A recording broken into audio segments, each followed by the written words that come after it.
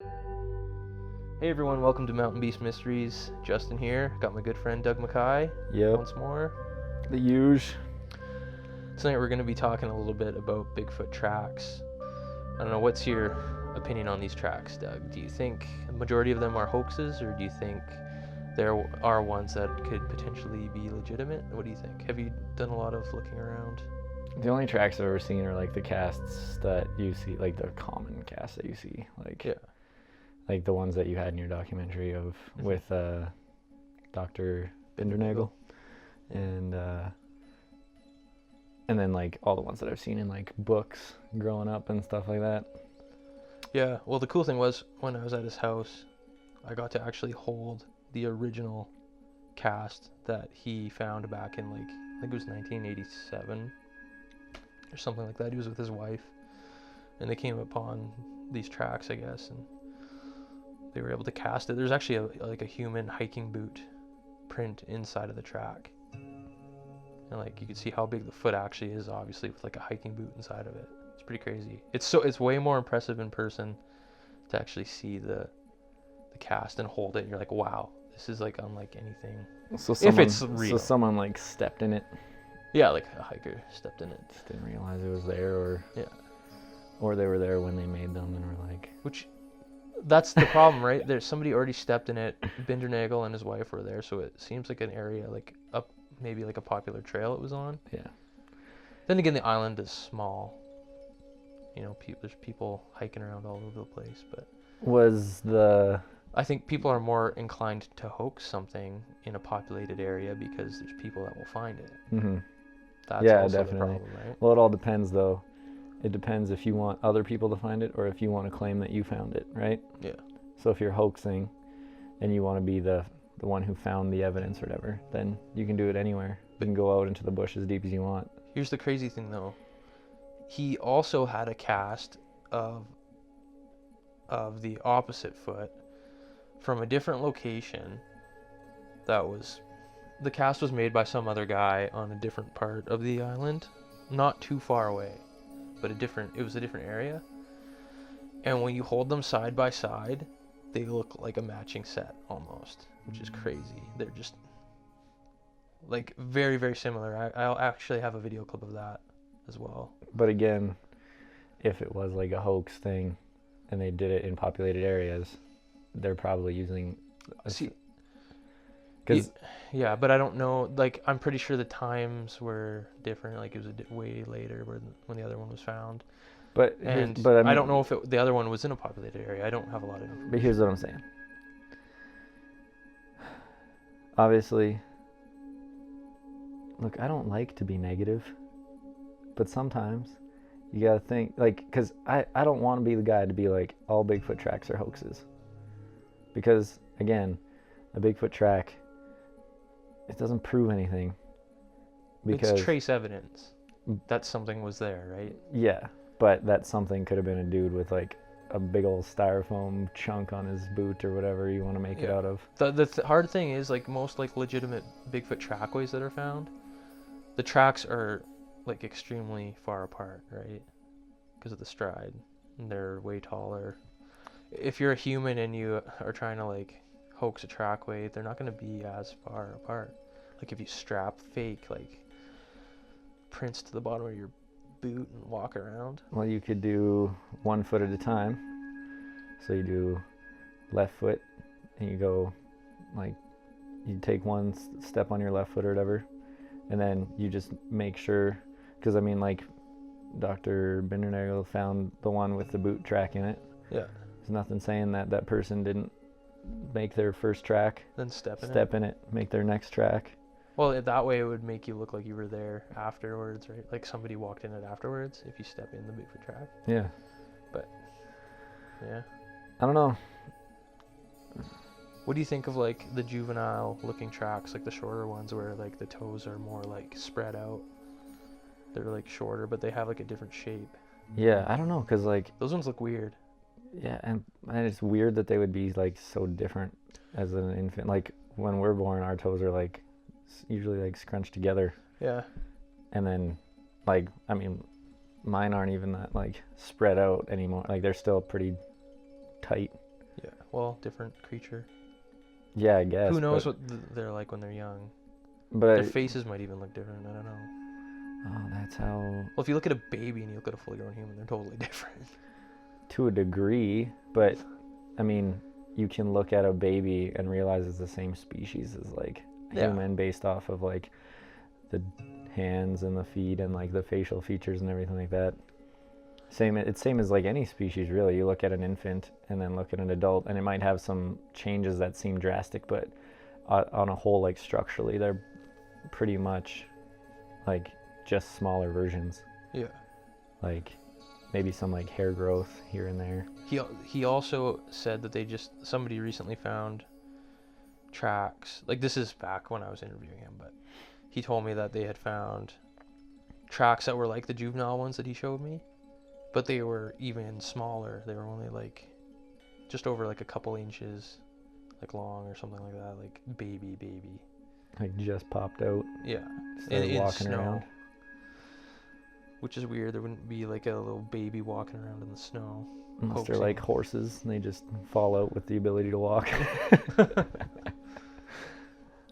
Yeah, I don't know. I think it's weird. And like, I know you just told me like you don't believe the tracks that we found on Wildman were what we think they are, even though, you know, you weren't there and have no idea.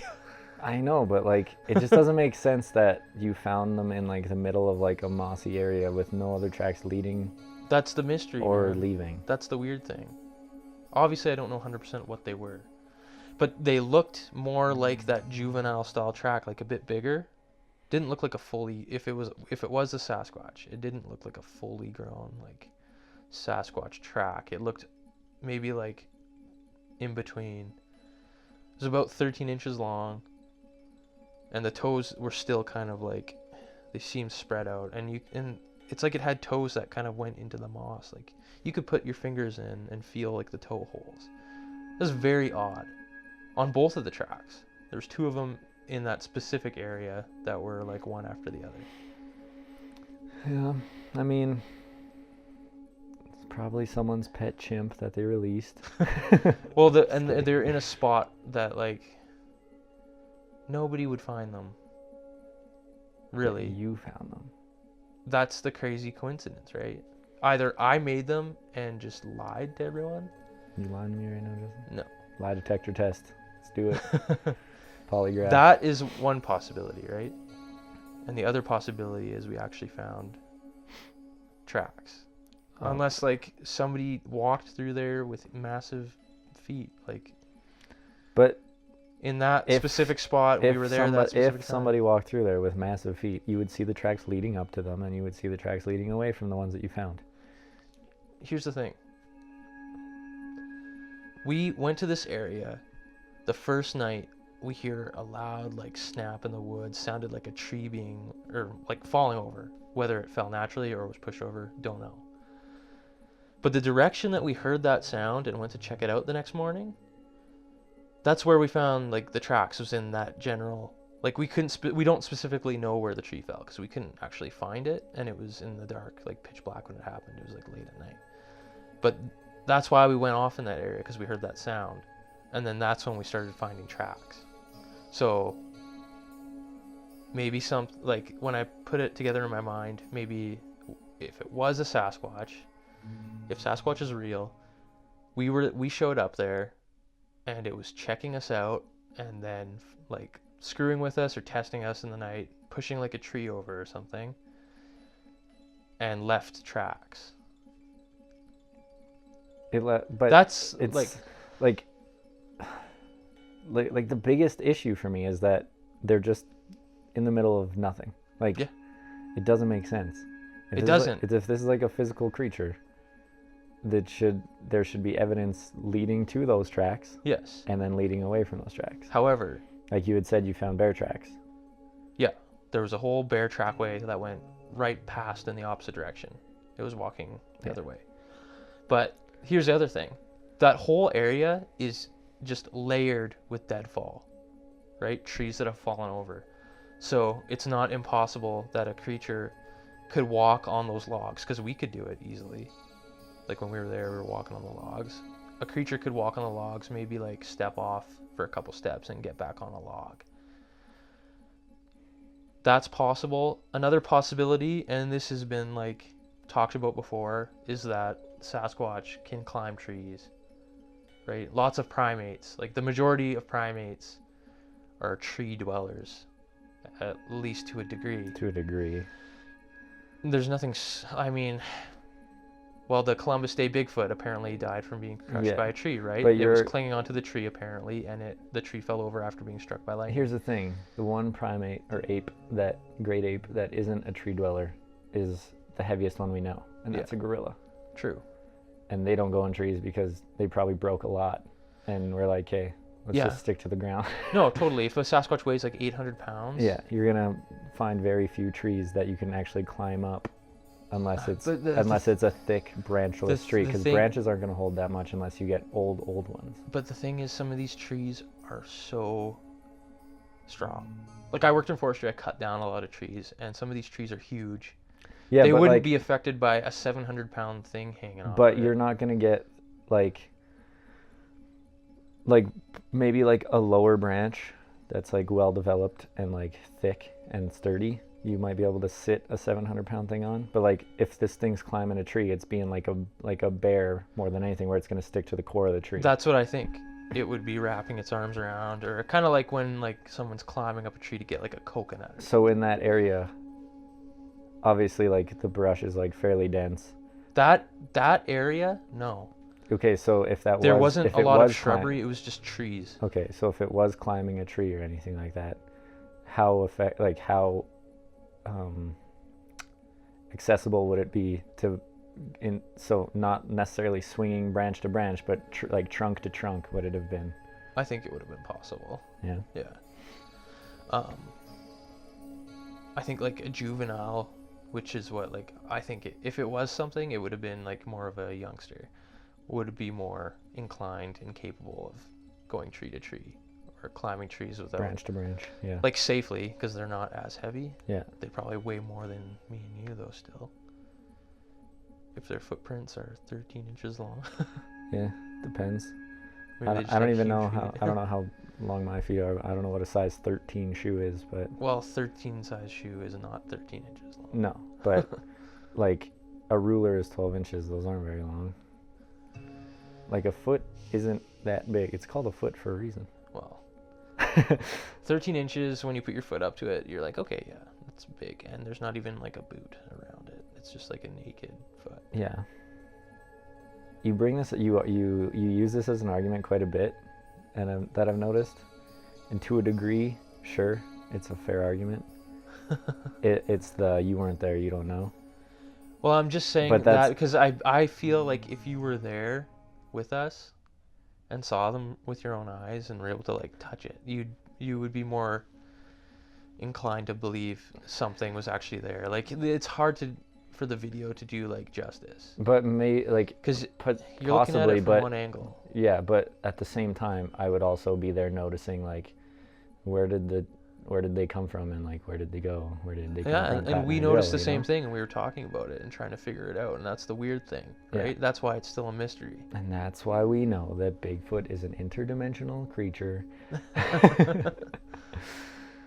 No. Yeah, I don't know. It's weird, sure. Like, there has been trackways that have been found that are way longer. Like actual trackways.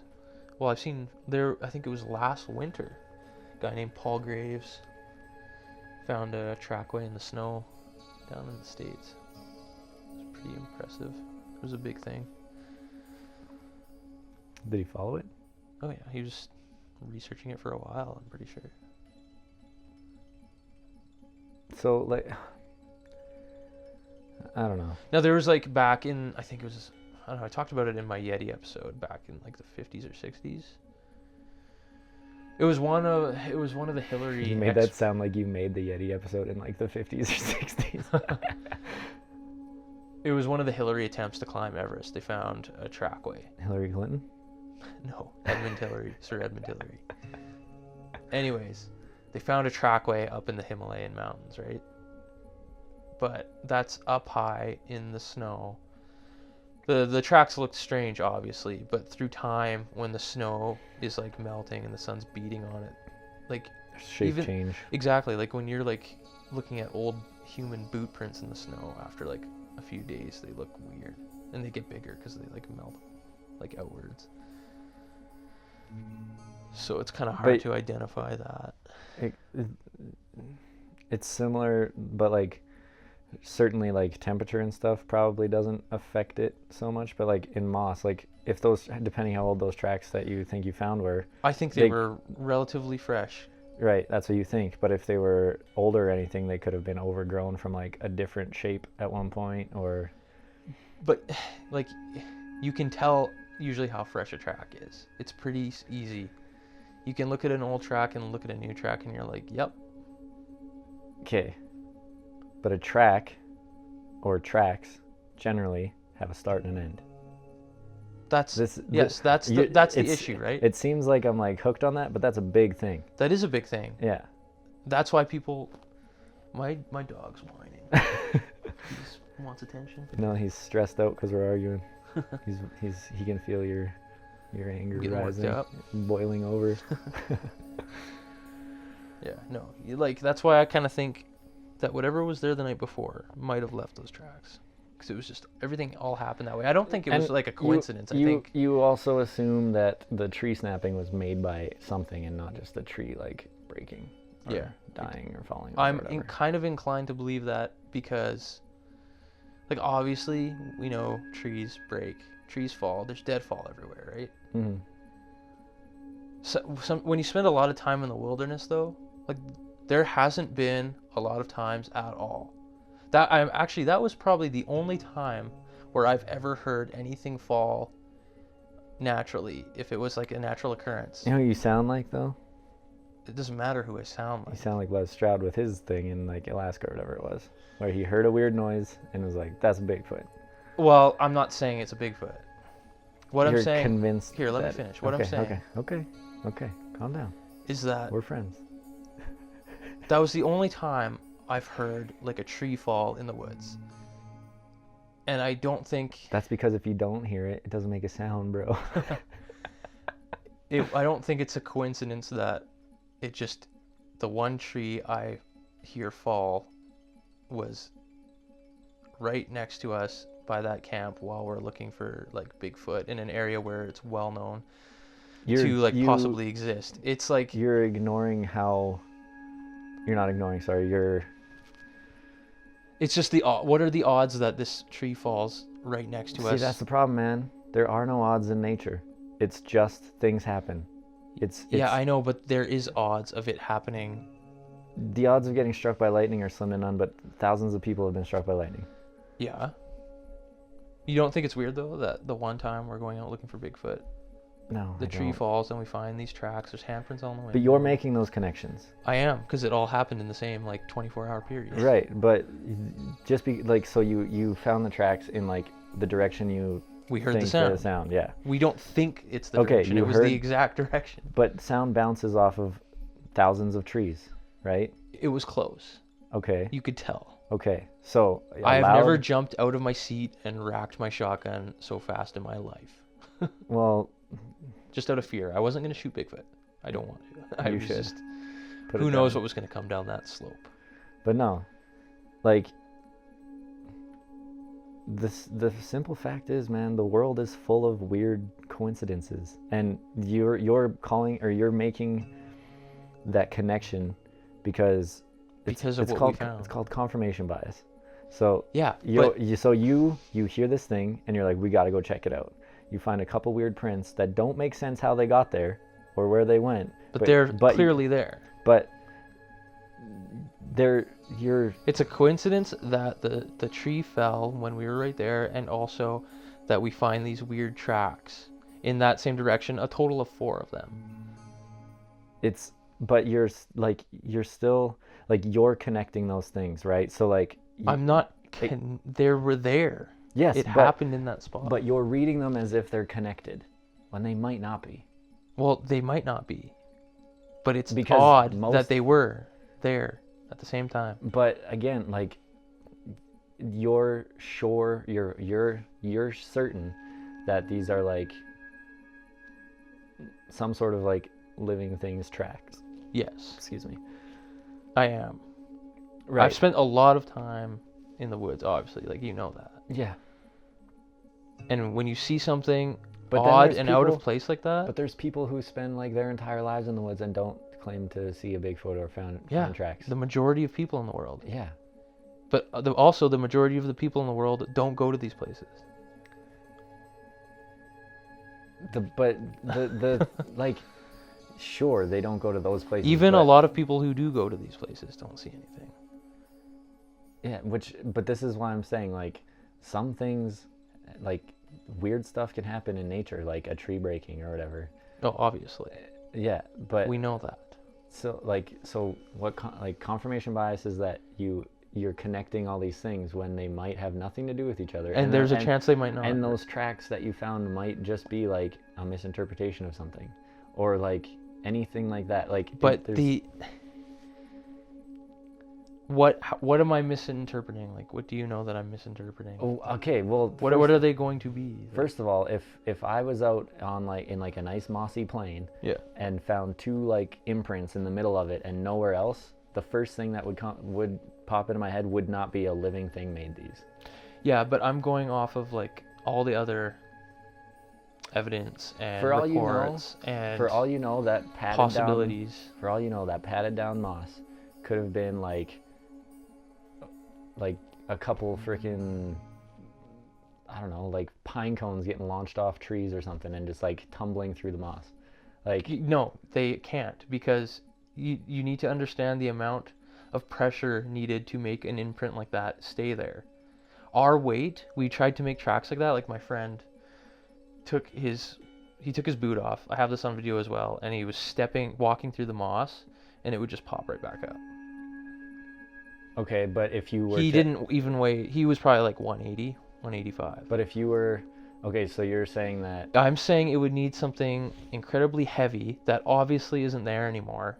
Something made the impression. There's no doubt about something made an impression in the moss, because there's an impression in the moss.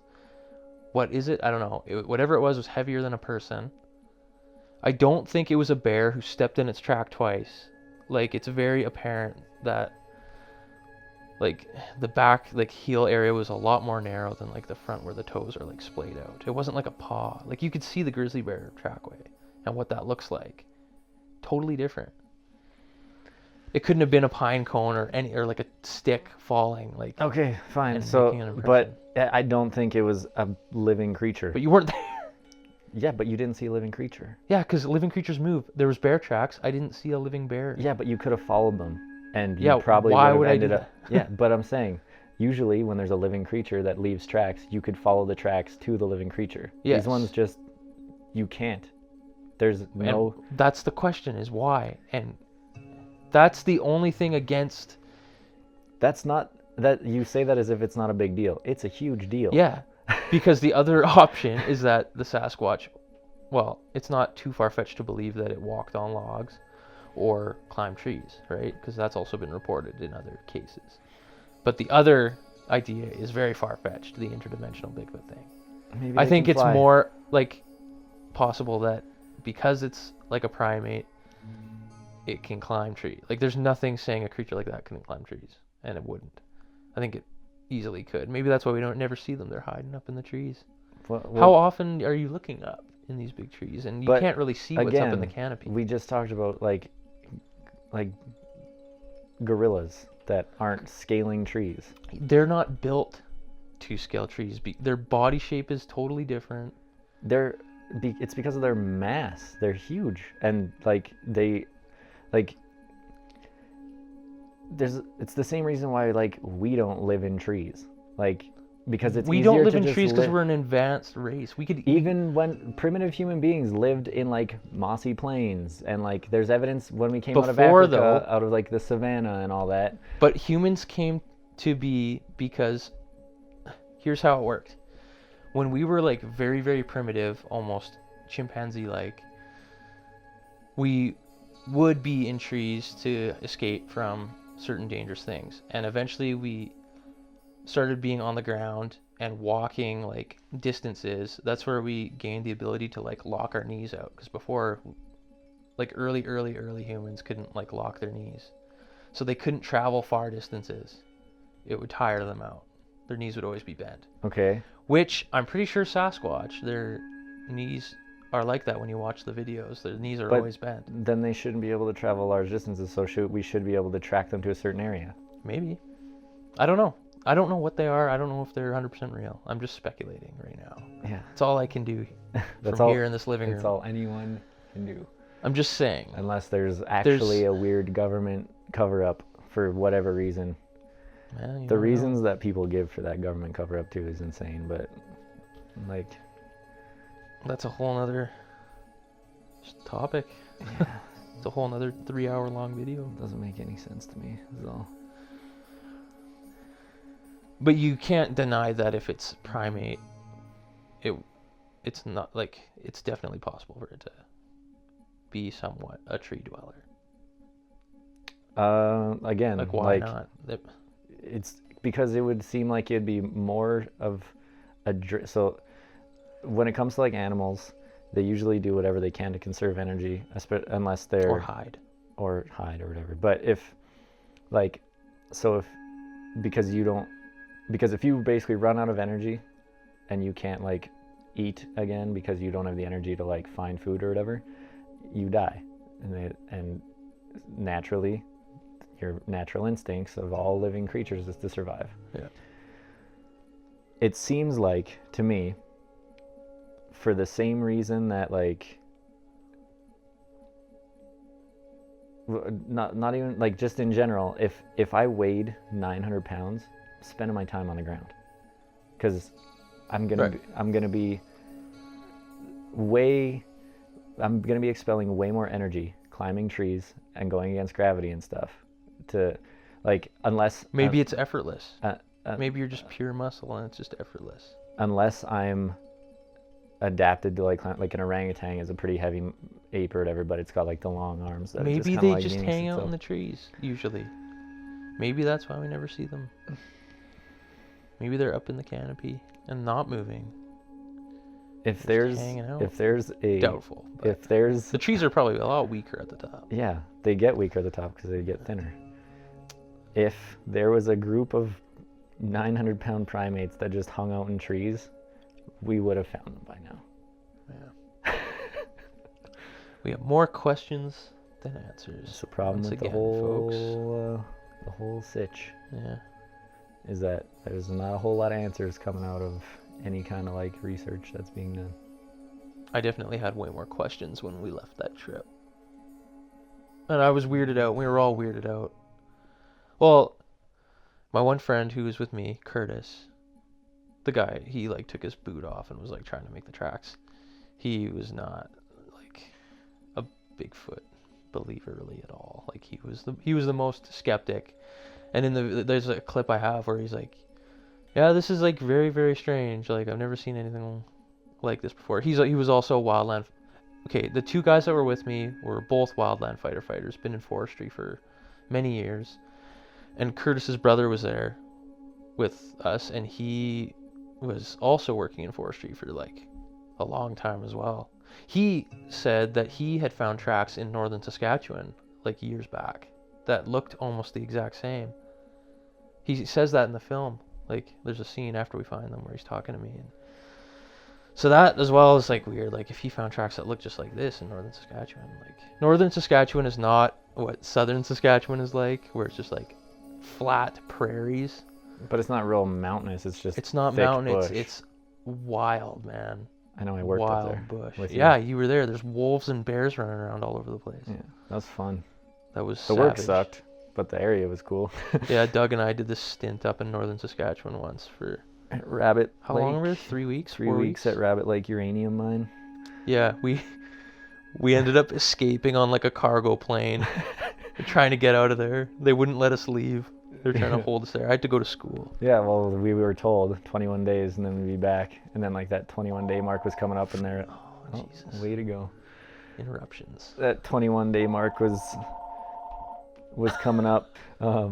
Yeah, that 21 day mark was coming up, and I was like, yeah, so like, are we getting out of here? Like, I haven't heard anything, and they're like, not until the job's done, and we were like, we were told 21 days, like, Justin has to go to school like I'm starting next week. There wasn't enough seats in this plane. I remember they had to like They put had to extra put seats in it It for was us. like the size of a school bus. It was smaller. I remember we were flying. It was like storming out, and the You were windshield. so scared. The windshield of this airplane was covered in ice. You couldn't even like see out of it. Yeah. Luckily, there's not a lot of traffic up top. That was the scariest flight I've ever been in. I was having fun. We were like doing like we were hitting those drops and stuff, and I kept looking over at you, and you're just like, oh my god. And I was just like, it's like a roller coaster, man. Yeah, I was like, I'm not religious, but I was probably praying at the time. Apologizing for all your transgressions. Dear God, I'm so sorry. I've been such a dick for the last 18 years of my life.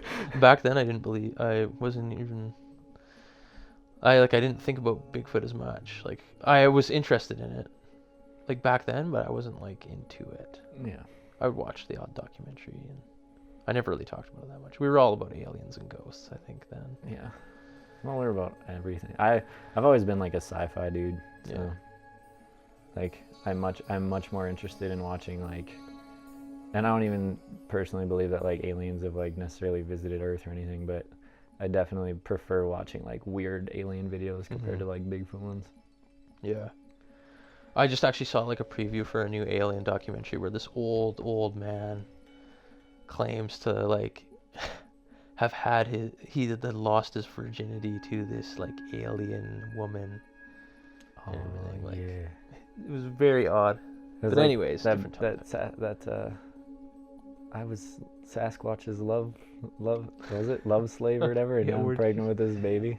Some weird headline that I saw. Another weird thing, like actually, that I don't know if you've heard about it, but there was like I remember hearing about a First Nations lady who it was said she was like part Sasquatch, or that she was Wasn't like that, I thought that was the. did she breed with I a thought that was the African girl that they found that they like had on display. no, this was like a First Nations woman Oh, okay. in America. Because you remember that one, right? Yeah. Yeah. What was her name?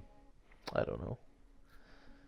There's been lots of stories like that actually in different parts of the world where, well, I don't know. In some parts in like Siberia, there's human beings that exist that look like they would be like almost like a Neanderthal. No, there is. I was watching a Bigfoot documentary actually. And Well, this it's- one guy they had out in this spot, he was some like Russian boxer. I think he was a boxer. Yeah, that was. This guy he looked like an early human, and he was huge. Well, there in Europe, there's people that have more Neanderthal DNA than like because early hominids, like early humanoid or humans, bred with Neanderthal. Yeah. Like the Vikings and those like that area had a lot of Neanderthal They- DNA. Well, you go to like I probably have some because I'm mostly like both sides of my family are from Scotland. people from Norway are generally like very tall. I mean, I'm 6'1". I'm like a good chunk of the way there. Only 2 more feet. You need a few more inches. Yeah. I've seen some really tall people. Though, I mean, Bob Gimlin said that when he originally saw the Bigfoot, his guesstimate was that it was only 6 feet tall Yeah. when he first talked about it. The trouble is you can't be certain. Like, No. number one, it's hard to judge when something like that's happening, and two, he could say anything as well. Yeah. But I'm just saying that's, you know, And I'm pretty sure Patterson was saying it was like 7. 6 foot or 6.5 to 7 is what he said. Yeah, I don't know. So after everything we talked about, your stance on Bigfoot tracks, and what do you think? The majority of them, do you think they're legitimate, or do you think they're misidentification or hoax? It sounds so like pessimistic to be like they're all hoaxes. Yeah. You know, but the fact that they haven't led to anything solid, like. Well, you'd figure if you follow a trackway far enough, you will get to Like the creature, right? Was it the Ferguson footage or whatever his name was? Not Ferguson, F something, right? Freeman. Like that's what his video was him following tracks and being like, oh, there's a Bigfoot. And maybe it's real. Maybe it's not. maybe that's the one case where he could follow the tracks far enough. Because after we made that video, actually, people were saying like he was studying like that area for a long time. I don't know. I should have looked into it further, but Yeah. I don't know. I don't want to be like a pessimist and be like they're all hoaxes, and I don't want to be overly optimistic and be like, oh, maybe they are real, because they haven't led to anything. yeah. You know? I still think what I found was strange. Obviously, I don't know 100% that it was a Sasquatch, but it resembles very closely what I think a Sasquatch of that size should, like their tracks should look like. And then after talking to John Bindernagel and seeing his like casts and everything, like he's done all the research like his whole life. He's been researching these tracks. He gets tracks sent to him. He is convinced that they are legitimate pieces of trace evidence and that there is a creature leaving them in the Pacific Northwest and probably other parts of the world. So I don't know. I'm just based on my experiences out in the field and talking to people. I think that they're made by a living, breathing creature that we don't know what exactly it is. Yeah, I don't know. And I'm okay with not knowing. I'm not. I know, no one is. It just bothers me. Like I just want to know. That's the biggest issue with humans, is that we fill in blanks. Yeah. That's the confirmation bias thing, where it's like, well, how did this happen? And then there's no immediate answer, so you're like, oh, see, what happened was Bigfoot's like interdimensional, so like that's how you get those like real out there theories. But I don't know, like I said, as soon as that body shows up and people are like, yep, there it is, proof, finally, then I'll believe it. But unless I like have my own experience where like it's undeniable to me. But even then, you know, I still don't disregard the fact that I can convince myself of something when it wasn't necessarily that. Yeah. It's fairly common in life in general. So, yeah, I don't know. I know you're not like a big outdoorsy guy, but like I'm highly like. If you take care of me, I'm recommending like in the summer. Give me a piggyback ride through the woods. I will not do that. But come out to this Nordic area. Okay. Get you some gear. Get geared up. Spend a few days out there. Okay. We can go to the exact like I have it marked. Like I know exactly where we found these tracks. We can go to the exact position. And who knows what we'll find. Okay. Sounds good. We'll probably find a grizzly bear. Probably get eaten. Well, the day before on our drive in, there was a huge grizzly bear. Huge. Had a collar on it. They were tracking it. So they would have been able to find your body eventually. Yeah, they would have to cut me out of the bear. Every time I've been in that area, man, grizzly bear. Yeah? Yeah. I should probably bring Leah then. She's always wanted to see a bear. She's never seen one in the wild. Really? Yeah. Man, I've seen probably... She goes camping all the time and she's never seen one. I've probably seen 150 bears. Damn. Yeah. Well, you go into like the less Mostly areas. from firefighting. Yeah. Because like, when I was firefighting and being in like the helicopter, like some of the places where these fires happen, like majority of them are from like lightning strikes. Yeah. So like lightning can obviously strike anywhere. So these fires are like in the middle of nowhere in areas where I guarantee you no human has ever set foot. I guarantee you.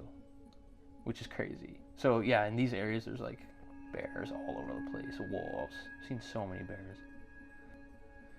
Good talk. Yeah. I think that just about wraps up this episode of Mountain Beast Mysteries. Yeah. I don't know, what do you guys think? Have you guys found any tracks? Or do you know of any trackways that were found that we haven't talked about at all? It's good to always hear other accounts and stories and see pictures. Pictures are always really good. But yeah, thanks for listening, and we'll talk to you next time. Peace.